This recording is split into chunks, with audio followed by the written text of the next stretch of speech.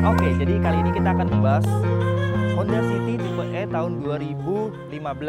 Jadi dia ini adalah Honda Jazz yang disedankan. Nah, dia itu masuk ke kelasnya small sedan dan dia jadi pesaing utamanya Toyota Vios.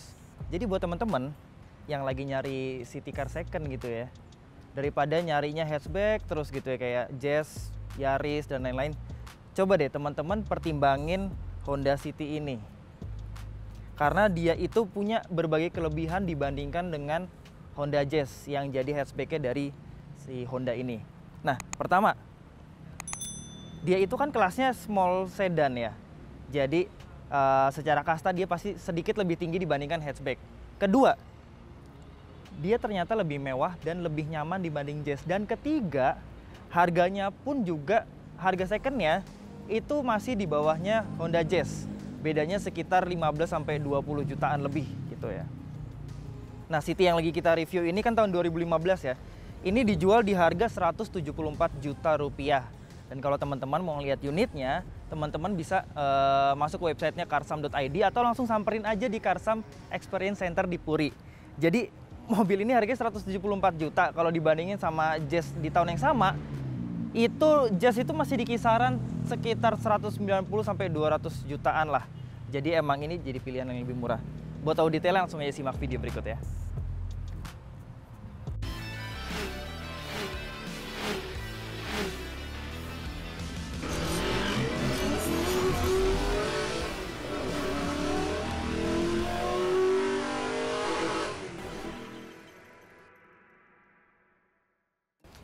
Oke, jadi ini adalah City yang generasi ke-6 ya. Dia yang sebelum facelift yang lampunya LED. Nah, kalau dibandingin sama Jazz ya, gue suka banget desainnya si City ini. Karena dia tuh lebih timeless. Dia itu punya desain yang cenderung lebih elegan. Kalau Jazz itu kan cenderung lebih ke arah sporty gitu ya. Lebih ke arah sport, banyak lekukan-lekukan yang menukik-menukik gitu ya. Kalau ini tuh cenderung lebih sederhana desainnya. Makanya gue lebih suka. Nah, kita lihat di bagian depannya. Ini kebetulan ada City yang generasi lebih baru, bukan lebih baru sih, dia facelift dari generasi yang ini. Tuh, ada di situ. Jadi dia bedanya lumayan banyak. Lampu depannya udah pada pakai LED, terus grillnya juga beda, bumpernya juga beda. Sementara ini sebelum versi yang faceliftnya. Jadi dia itu sebenarnya lampunya masih halogen. Tapi karena dia sama pemilik sebelumnya udah diganti sama bolam yang LED ya. Aslinya itu halogen, seinnya pun juga masih halogen, lampu fog lampnya juga masih halogen. Jadi masih halogen semua di bagian depan. Dia peleknya pakai ring 16. Dual tone ring 16. Pas lah ini untuk fitment peleknya. Di sini juga udah ada sen dia di spionnya, LED ya ini. Ini mobil cantik banget sih ya. Dari bagian sampingnya, bagian depan, sampai ke bagian belakang. Nah, ini kalau teman-teman lihat ya, di bagian lampunya ini yang paling jadi pembeda dibandingin generasi yang sebelumnya. Kalau yang sebelumnya itu kan bentuknya masih kotak gitu ya, di bagian sini gitu. Dan ini sekarang terlihat lebih cantik dengan lampunya yang lebih pipih begini. Ini semuanya masih halogen nih, mulai dari lampu remnya, lampu mundurnya, lampu sennya.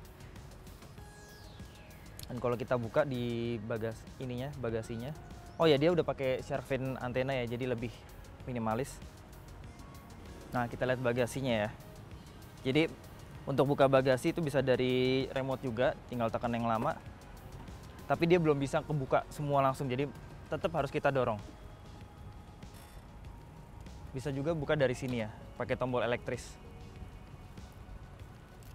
Nah, ini bagasinya secara dimensi ini kayaknya gede banget ya. Ini cukup dalam loh nih teman-teman. Ini sampai bagian bawah sini. Dan ini kalau dibandingin Vios ya, ini ukurannya kayaknya lebih besar deh. Lebih lebar dan dia juga lebih tinggi. Jadi ini kayaknya bawa koper yang ukurannya raksasa pun juga masih bisa nih diberdiriin. Dan bagusnya lagi, dia itu ada tombol mekanisme untuk ngerebahin jok baris keduanya. Tapi dia nggak bisa langsung rebah, harus didorong.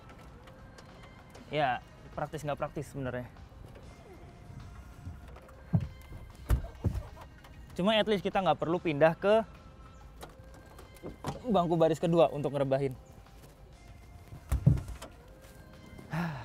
Nah, kalau udah begini, kita dapat ruang bagasi yang jauh lebih luas. Tapi emang nggak bisa rata lantai karena itu emang jadi tinggi banget ya ke arah bagian tengahnya. Jadi kita nggak bisa nge-slide barang sampai ke tengah. Tapi at least ini buat barang yang lumayan panjang atau gede, ini bisa masuk semua. Oke, sini kita lihat mesinnya. Sebelum kita lihat mesin, ada satu yang mau gua highlight. Ini rem belakangnya tromol, padahal sebelumnya di generasi yang lampu belakangnya masih kotak, itu udah cakram. Nggak tahu kenapa malah di down spec ya. Oke, kita lihat mesinnya.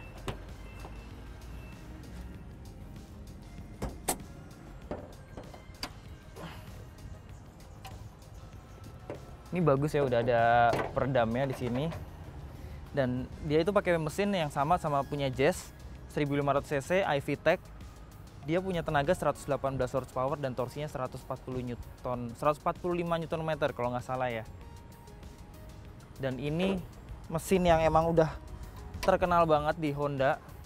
Mesin yang reliable, dia kencang juga dan dia juga irit.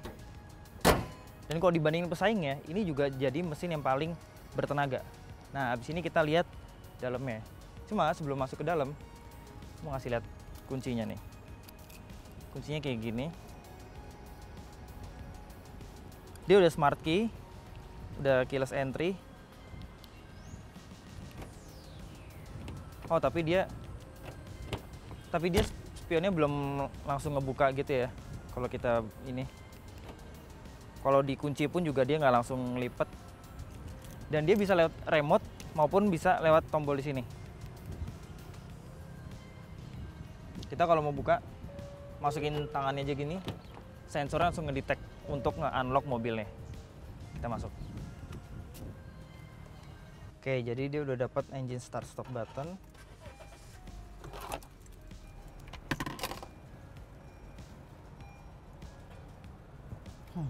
Kalau kita ngomongin soal kualitas materialnya, ini masih plastik keras semua. Tapi bagusnya adalah di sini dia udah pakai panel soft touch nih, teman-teman. Udah ada panel soft touch-nya, ada jahitan-jahitannya di sini. Dan di sini juga udah pakai aksen silver gini. Ini bagus ya, desain dashboardnya gue suka. Jadi meskipun dia nggak kelihatan yang mewah-mewah gimana, tapi desainnya oke lah. Karena ini panel piano blacknya pun juga luas banget nih. Ini gue suka nih. Jadi ini bahkan sampai ke area sebelah kanan nih. Dia nyambung terus nih. Nah, ini pun juga desain AC-nya bagus banget nih. Seakan dia tuh kayak segaris gitu ya. Sampai ke bagian AC sebelah kanan. Ini jadi disediain ventilasi buat ngembusin ke jendela. Dan ini di sebelah kanan di door trimnya ini plastik keras, tapi di sininya dia dikasih panel empuk. Cuma di sini keras lagi sih, yang kena tangan ini keras lagi. Dan dia bagus ya, dia udah ada tweeternya di bagian di setiap pintu. Jadi ini di kanan dan kiri, di pintu belakang pun juga ada tweeter di pintu. Ini kayaknya kalau di Jazz nggak ada. Nah, terus kita bahas soal joknya nih. Ini sih udah diganti, harusnya dia fabric. Ini diganti sama kulit sintetis ya. Gue sih lebih senang yang fabric karena kalau diganti sintetis gini malah downgrade sih. Karena ini bahannya jadi panas dan dia nggak bisa nyerap keringat. Ini kenapa malah diganti kayak gini ya. Udah enak fabric. Dan joknya ini juga empuk. Headrestnya pun juga empuk. Ini pengaturan setirnya bisa tilt teleskopik, jadi ini gampang banget untuk dapat posisi duduk yang paling ergonomis. Oke.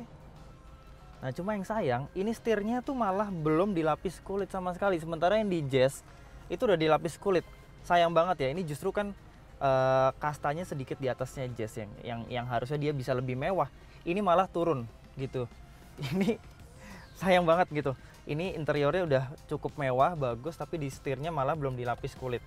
Terus kalau kita lihat di sini, dia lampunya belum auto ya. Jadi lampunya belum auto, wipernya pun juga belum auto. Di sini udah ada pedal shift. Nah, ini keren banget ya. Udah ada pedal shift di mobil harga segini, dan dia udah punya cruise control. Biasanya ini fitur-fitur cruise control tuh ada di sedan kelas atasnya ini, di medium sedan. Sementara ini di small sedan udah ada cruise control. Terus kita bahas soal fiturnya. Nah, ini audionya aftermarket ya. Aftermarketnya, dan ini kecil banget layarnya. Jadi ini kayaknya kalau misalkan dibikin sedikit lebih besar gitu dimensinya, ini pasti lebih oke gitu. Sini audionya sih standar banget, ini paling cuma bisa aux, bluetooth, USB gitu ya, sama CD dan radio.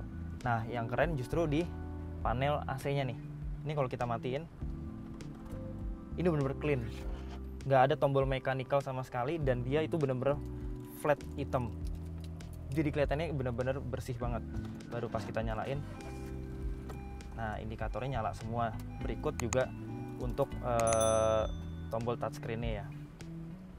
Jadi sini AC-nya udah auto, single zone, ada defogger, ada defroster depan juga. Nah, di sini kita lihat ada tombol ikonnya. Jadi ini untuk menghemat bahan bakar ya.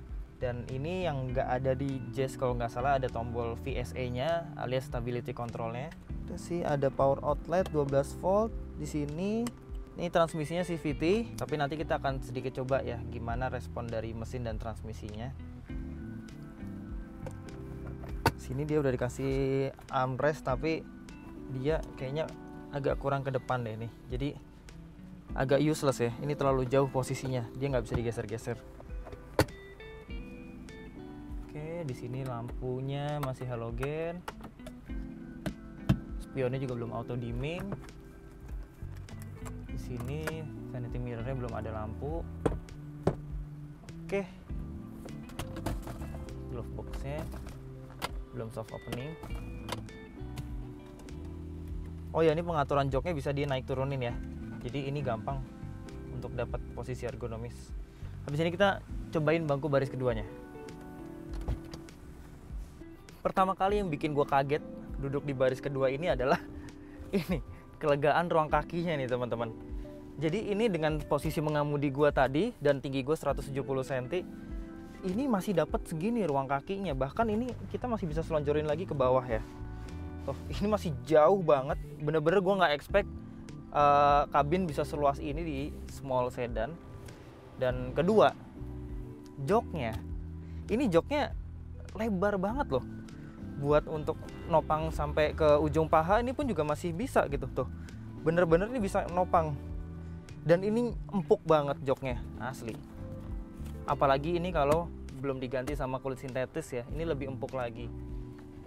Dan ini bener-bener nyaman loh ini duduk di bangku baris kedua. Kita ruang kepala juga masih dapat segini.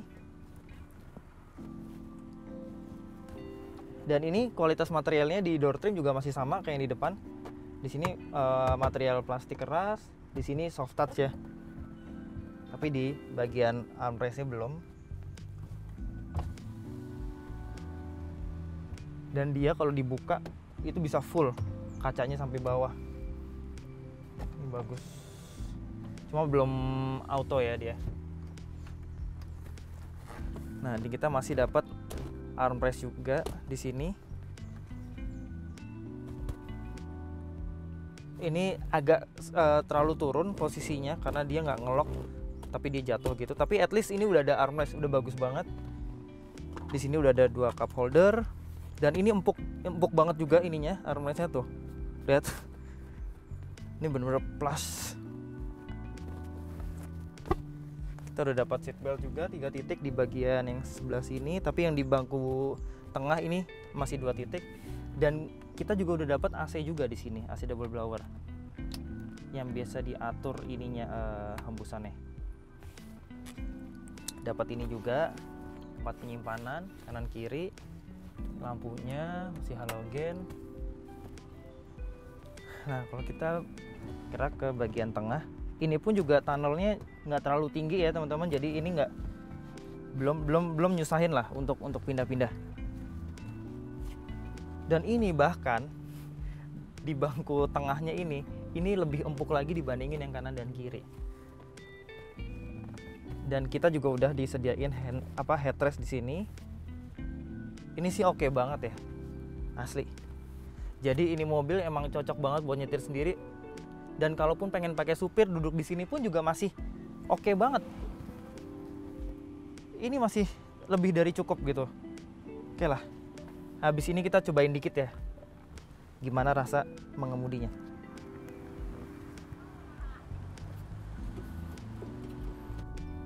Oke, jadi impresi pertama begitu nyetir. Ini baru pertama kali ya gue nyobain. Ini setirnya sedikit lebih berat daripada Jazz. Kalau Jazz itu kan bener-bener enteng banget ya teman-teman, pasti tau lah yang udah pernah nyetir Jazz. Dan ini suspensinya lebih empuk. Asli ini lebih empuk dibandingin Jazz. Jadi emang dia diset untuk dapat rasa nyaman yang lebih ya, dibanding handling yang tajam kayak di Jazz gitu. Ini kita lihat speed trap.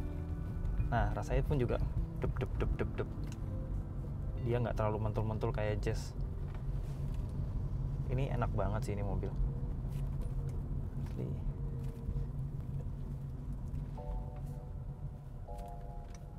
Aja. Dan ini juga karena ini mobil dimensinya kecil dan kaca depannya gede, kita visibilitasnya pun juga bisa dapat visibilitas yang bagus gitu. Selain karena ini kursinya pun bisa dinaik turunin ya. Dan yang kayak di Jazz juga ya, gue suka respon mesinnya ya. Mulai dari putaran bawah itu dia udah narik banget. Ini meskipun dia transmisinya CVT, tapi kayaknya ini CVT yang paling agresif yang gue pernah coba deh. Oke, habis ini kita cobain gimana respon transmisinya.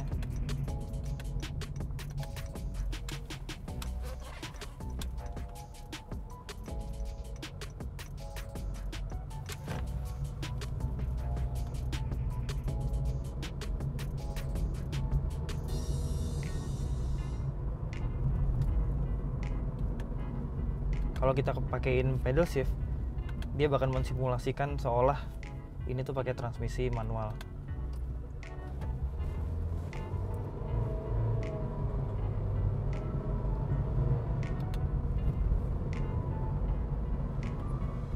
Oke loh ini.